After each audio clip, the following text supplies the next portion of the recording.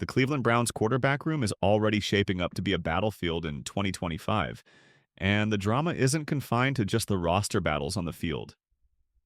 Veteran signal caller Joe Flacco, freshly signed to the Browns this offseason, has found himself in hot water with an unexpected critic. None other than former NFL defensive stalwart and ex-teammate Chris Canty. During the Browns' recent OTAs, Flacco dropped a bombshell that quickly sent ripples through the football world. When asked if he saw himself as a mentor to the younger quarterbacks in the Browns room, Flacco flatly dismissed the notion, declaring he was here to play football, not to be anyone's guide or guru. That stance didn't sit well with Canty, who shared a Ravens locker room with Flacco for several seasons. On ESPN's Unsportsmanlike podcast, Canty tore into the veteran quarterback's remarks, calling them ridiculous and a clear misunderstanding of what leadership in the NFL truly means. Mentoring a young player is only going to make that player better, which makes the team better, Canty said emphatically on Friday. You're only as strong as your weakest link. The whole point is that everyone lifts everyone else up. That's why you practice together, why you spend hours in the film room. It's about making your teammates better. Canty's rebuke was sharp, especially considering Flacco's age and the grueling nature of the NFL grind. There's no guarantee Joe Flacco's going to be healthy for 17 games, especially at 40 years old, Canty added, throwing shade on Flacco's longevity and his decision to downplay the mentoring role. The Browns' quarterback situation is complicated. Flacco is one of 4 contenders competing for snaps behind center.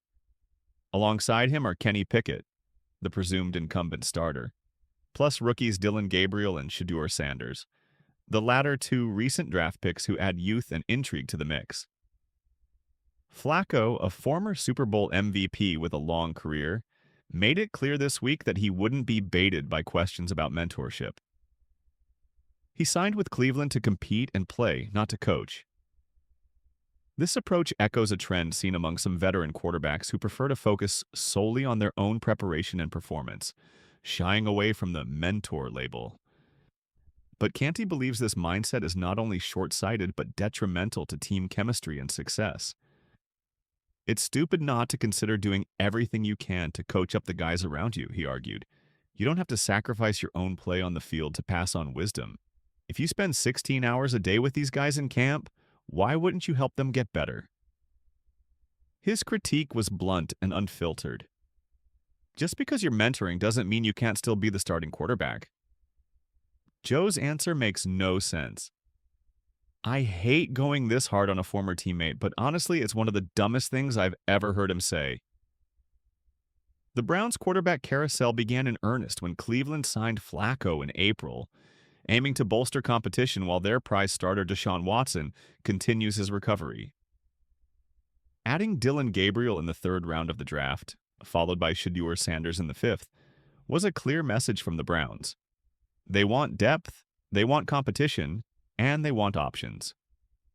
But keeping 4 quarterbacks on an NFL roster is a rarity, and Cleveland faces a tough decision.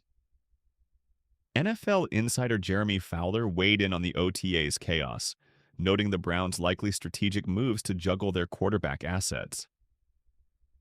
I think they view these quarterbacks as currency and value, Fowler said Wednesday on ESPN Cleveland Radio.